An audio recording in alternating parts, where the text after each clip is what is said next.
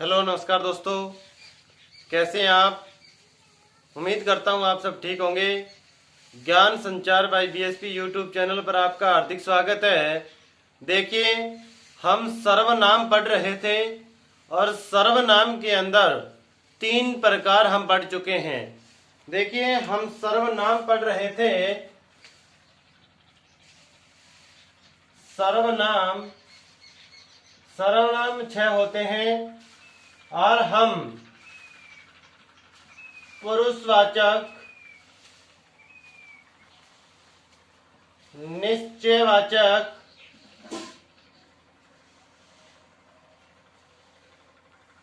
अनिश्चयवाचक,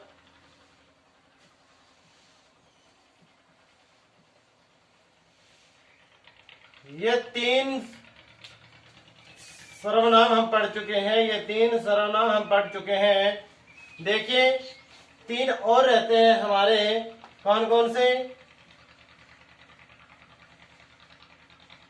संबंधवाचक सर्वनाम, प्रश्नवाचक सर्वनाम,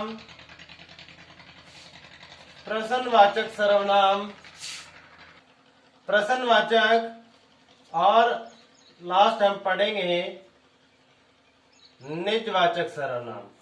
आज हम वार्ता करेंगे संबंधवाचक सर्वनाम क्या होता है, प्रश्नवाचक सर्वनाम क्या होता है और निजवाचक सर्वनाम क्या होता है। और इसके बाद जब हम ये इनकी विस्तृत वार्ता कर चुके होंगे, विस्तृत चर्चा कर चुके होंगे, तो हम एक सारणी का रूप इनको देंगे। यानी कि उस सारणी के अंदर 6 के 6 सर्वनाम हम समाहित कर देंगे। छोटी सी सारणी पूरा सर्वनाम कवर करेगी।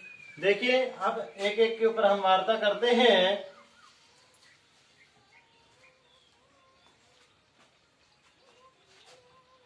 चौथा था संबंधवाचक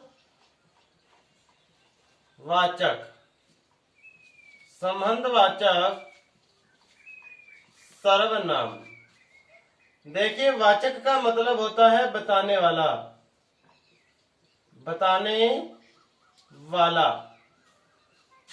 संबंध का मतलब वाचक का मतलब होता है बताने वाला, यानी कि संबंध को बताने वाले शब्द ही क्या कहलाते हैं? संबंधवाचक सर्वनाम। देखिए, अगर अलग अलग कर लीजिए, इधर है संबंध यानी कि रिलेशन बताते हैं, और ये इधर हमारा सर्वनाम, यानी वे शब्द जो संबंध बताते हैं, वो क्या कहलाते हैं? वो कहलाते हैं संबंधवाचक सर्वनाम। देखिए, मैं इनकी परिभाषा लिखूं।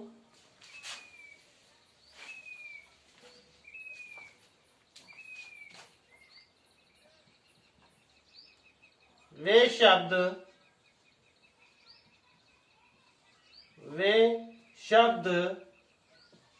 जो संबंध का बोध कराते हैं,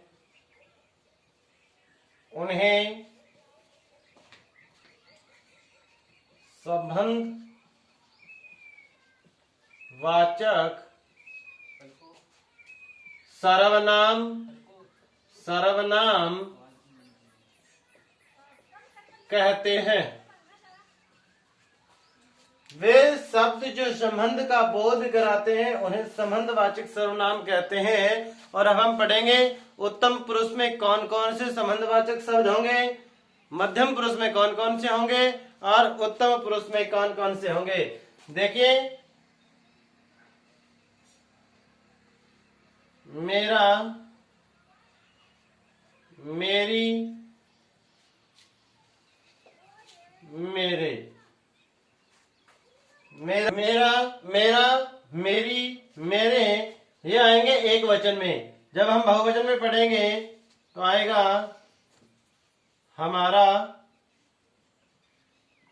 हमारी, हमारे।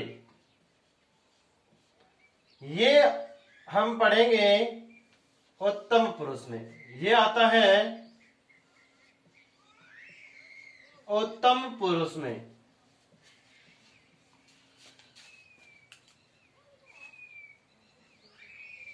तेरा, तेरी, तेरे, तुम्हारा, तुम्हारी, तुम्हारे। यानी एक वचन में तो आएंगे तेरा, तेरी, तेरे, और बहुवचन में आएगा तुम्हारा, तुम्हारी, तुम्हारे। और जब हम किसी को समान देंगे आएगा आपका, आपकी, आपकी। ये आते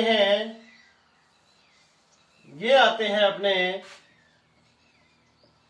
मध्यम पुरुष में। ये आते हैं मध्यम पुरुष में। यानी उत्तम पुरुष में संबंधवाचक सर्वनाम में कौन कौन से शब्द आते हैं? मेरा, मेरी, मेरे, हमारा, हमारी, हमारे। और मध्यम पुरुष में कौन कौन से आते हैं? एक वचन में आते हैं तेरा, तेरी, तेरे, और बहुवचन में आते हैं तुम्हारा, तुम्हारी, तुम्हारे।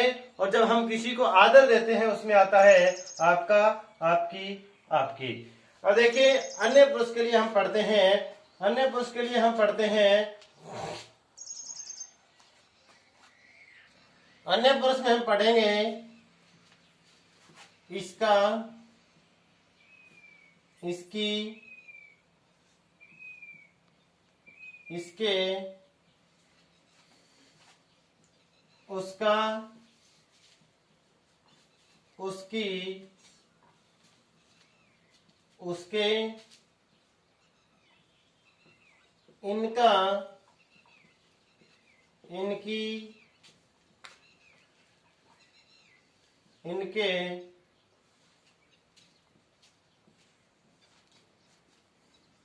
उनका, उनकी,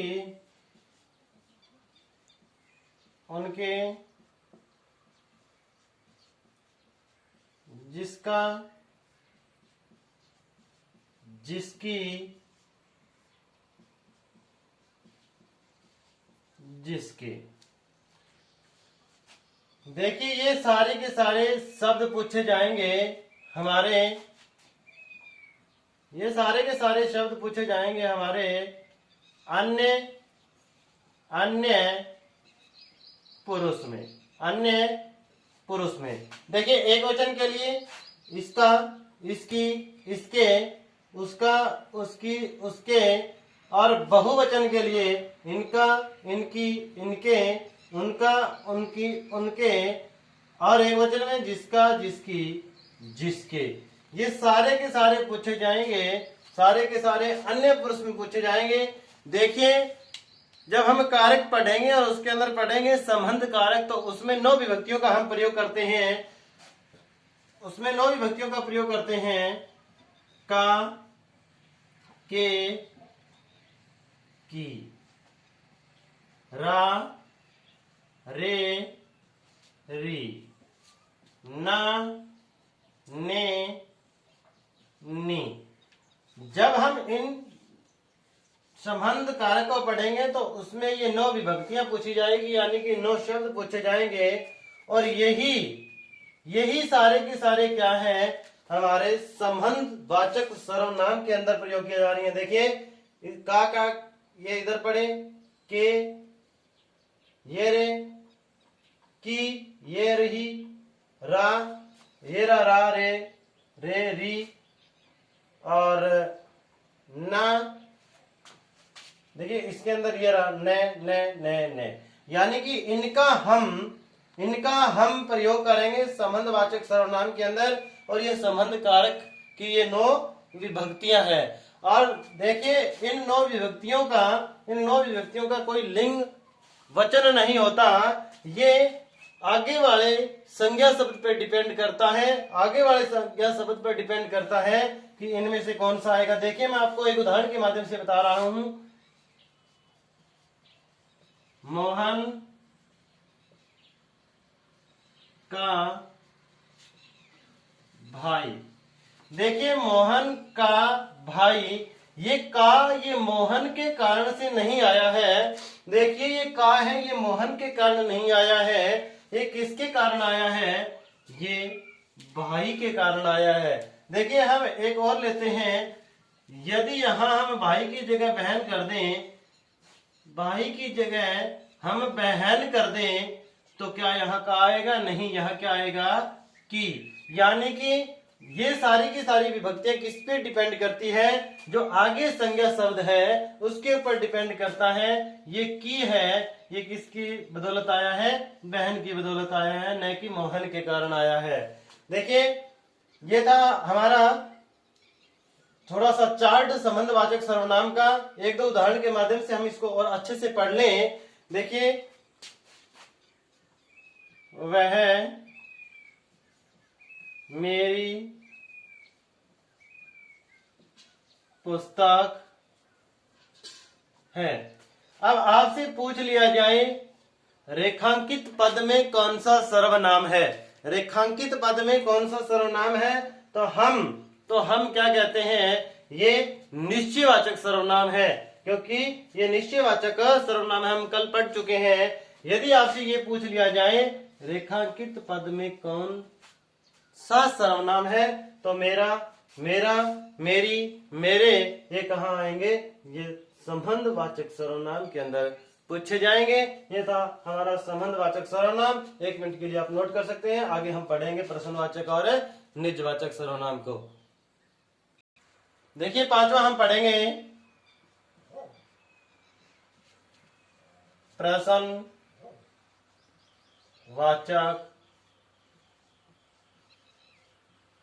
सर्वनाम, यानी कि प्रश्न और वाचक, यानी कि प्रश्न बताने वाले, क्वेश्चन पुट करने वाले, यानी वे शब्द जो प्रश्न का बोध कराते हैं, उन्हें प्रश्नवाचक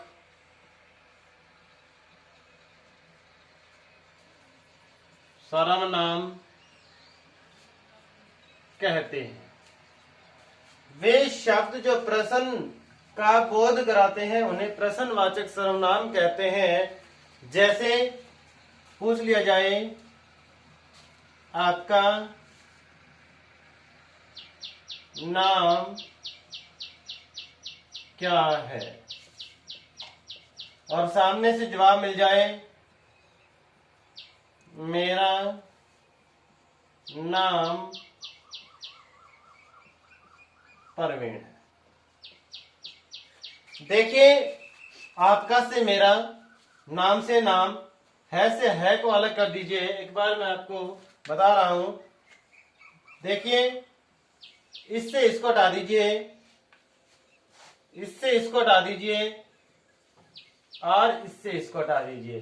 क्या बच गया, क्या बचा, क्या, और क्या की जगह क्या आया, परवीन। क्या की जगह क्या आया, परवीन। और ये परवीन क्या है, ये किसी व्यक्ति का नाम है, किसी इंसान का नाम है, तो ये क्या है, किसी का नाम है, तो ये क्या है, संज्ञा। क्या है, संज्ञा। और जब कोई शब्द संज्ञा के स्थान पर प्रयोग हो जाए वो क्या कहलाते हैं, वो कहलाते हैं सर्वनाम। वो क्या कहलाते हैं, सर्वनाम। यानी कि परवीन की जगह क्या प्रयोग किया गया, क्या का प्रयोग किया गया, तो ये क्या है, प्रश्न बताने वाला शब्द है। तो ये प्रश्न कौन सा, ये कौन सा हुआ सर्वनाम, प्रश्नवाचक सर्वनाम हुआ। और हिंदी व्याकरण के अंदर जब हम काव्य शास्त्र पढ़ते हैं तो उसके अंदर 6 ककार पूछे जाते हैं। 6 ककार, वो 6 ककार का मतलब यानी कि कै शब्द से बनने वाले 6 ऐसे शब्द जो प्रश्न का बोध कराएंगे, वो मैं आपके सामने प्रस्तुत कर रहा हूं। वो आपके सामने मैं प्रस्तुत कर रहा हूं। कब, क्यों, कैसे, क्या, कब, क्यों, क्या, कौन, कहां।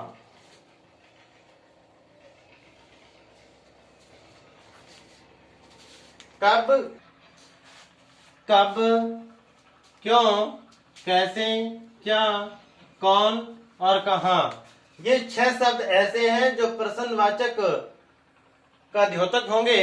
यानी कि ये सारे के सारे शब्द कौन है, जब किसी संज्ञा के स्थान पर ये आएंगे तो ये प्रश्नवाचक सर्वनाम बन जाएंगे। ये था हमारा 5वां। प्रश्नवाचक सर्वनाम क्या होता है? वे शब्द जो प्रश्न का बोध कराते हैं उन्हें प्रश्नवाचक सर्वनाम कहते हैं। जैसे हमने यहाँ चेक करके देखा भी प्रवीण के स्थान पर क्या आ रहा है, तो प्रवीण एक संज्ञा, संज्ञा के स्थान पर जो शब्द प्रयोग हो रहे हैं उन्हें हम क्या कहते हैं? सर्वनाम कहते हैं। और कौन कौन से मिल सकते हैं प्रश्नवाचक सर्वनाम के अंदर? शब्द कौन कौन से मिल सकते हैं? कब, क्यों, कैसे, क्या, कौन और कहां। अब हमारा आखिरी और अंतिम सर्वनाम है निजवाचक सर्वनाम। और निज का मतलब होता है अपने आप, यानी कि खुद का, निज का, पर्सनल जो होता है। देखिए, छठा है निजवाचक, निजवाचक सर्वनाम, निजवाचक सर्वनाम।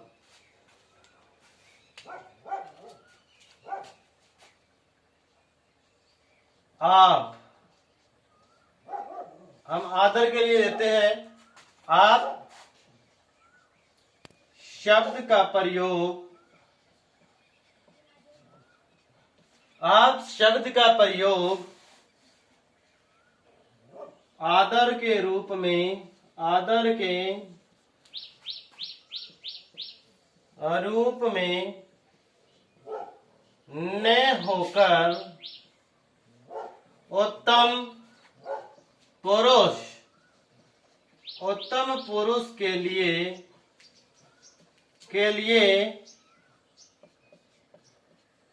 प्रयोग हो, उसे निजवाचक सर्वनाम कहते हैं। उसे निजवाचक सर्वनाम कहते हैं। उसे क्या कहते हैं? आप शब्द का प्रयोग आदर के रूप में न होकर उत्तम पुरुष के लिए प्रयोग हो, उसे निजवाचक सर्वनाम कहते हैं। उसे निजवाचक सर्वनाम कहते हैं। जैसे कि हम देर तक पढ़ रहे होते हैं और हमारी मम्मी रूम में आकर के कहती है बेटा खाना खा लो, तो आप क्या कहेंगे कि मम्मी आप सो जाइए, मैं खाना अपने आप खा लूंगा। क्या माताजी आप सो जाएं, मैं खाना अपने आप खा लूंगा। देखिए, यहाँ आप शब्द 2 बार प्रयोग हुआ है। यहाँ आप शब्द 2 बार प्रयोग हुआ है।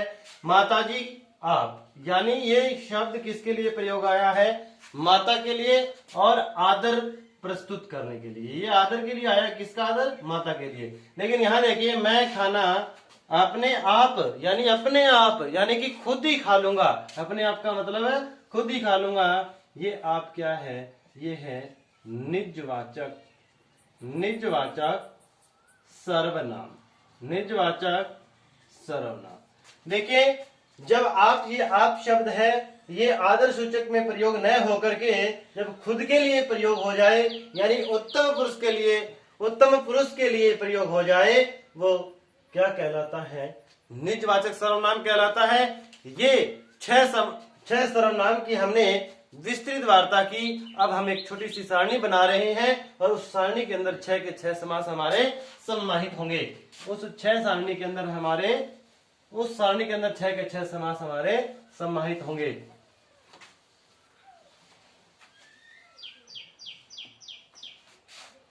देखिए इधर लिखते हैं कर्म संख्या, यहां लिख देते हैं सर्वनाम और इधर लिख देते हैं शब्द। इधर लिख देते हैं शब्द, कर्म संख्या, सर्वनाम, यानी कि सर्वनाम का मतलब यहां सर्वनाम का प्रकार है। शब्द, कौन से शब्द? जो शब्द हमें बताएंगे, यानी कि वाचक शब्द। वाचक शब्द।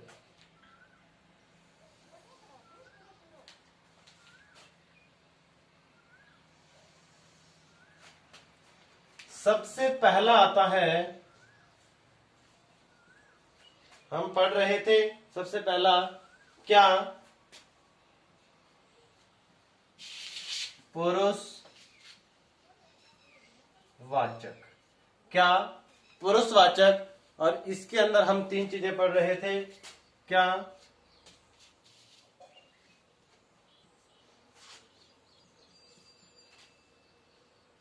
उत्तम पुरुष, उत्तम पुरुष यानी कहने वाला। दूसरा हम पढ़ रहे थे मध्यम पुरुष यानी सुनने वाला। और तीसरा हम पढ़ रहे थे अन्य पुरुष यानी कि जिसके बारे में बात की जा रही है। ये था कहने वाला, कौन था?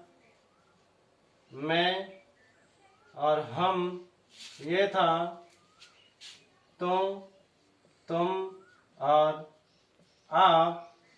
यह था यह, वह, ये, वे और वो।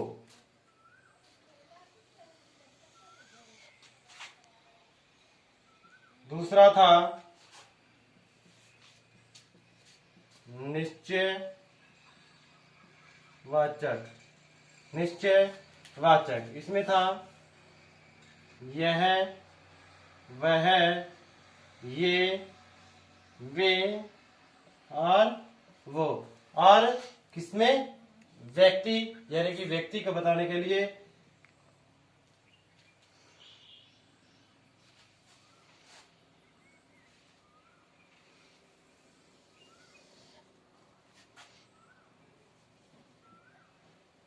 तीसरा था अनिश्चयवाचक। अनिश्चयवाचक, अनिश्चयवाचक, अनिश्चयवाचक। देखिए निश्चयवाचक के अंदर क्या था? अनिश्चयवाचक के अंदर था वस्तु और स्थान। वस्तु और स्थान। और व्यक्ति किसमें था? पुरुषवाचक में। अनिश्चयवाचक में क्या था? कुछ और कोई। कुछ और कोई। चौथा देखिए था संबंध वाचक। इसमें था जिसका,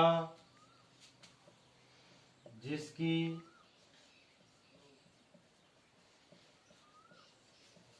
जिसके। जिसका, जिसकी, जिसके।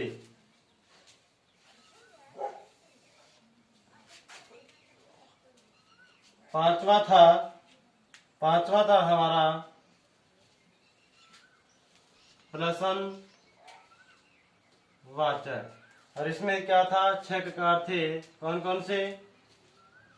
कब, क्यों, कैसे,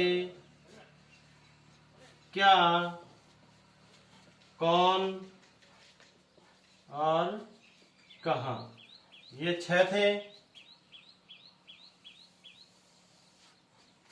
और छठा हमारा था निजवाचक।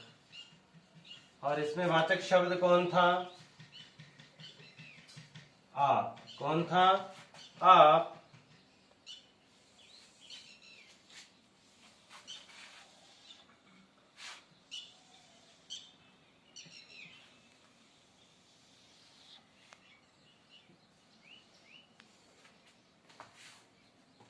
ये थी हमारी सारणी। इसमें क्या था? इसमें हमने पूरा का पूरा सर्वनाम समाहित कर दिया, यानी कि पुरुषवाचक, निश्चयवाचक, अनिश्चयवाचक, संबंधवाचक, प्रश्नवाचक, निजवाचक, ये वाचक शब्द थे। ये क्रम संख्या थी। देखिए अच्छे से नोट कर लेना। और ये पूरा सर्वनाम का सार रूप है। उम्मीद करता हूँ ये वीडियो आपको बहुत अच्छी लगी होगी। यदि ये वीडियो आपको अच्छे लगे, इसको लाइक कर देना, इसको शेयर कर देना, कमेंट करके जरूर बताना ये वीडियो आपको कैसी लगी। और यदि कोई सुझाव हो तो स्क्रीन के ऊपर जो व्हाट्सएप नंबर चल रहे हैं उसके ऊपर आप मैसेज छोड़ सकते हैं या कॉल करके भी बता सकते हैं। देखिए ये वीडियो आपने यहाँ तक देखी, आपका बहुत बहुत धन्यवाद।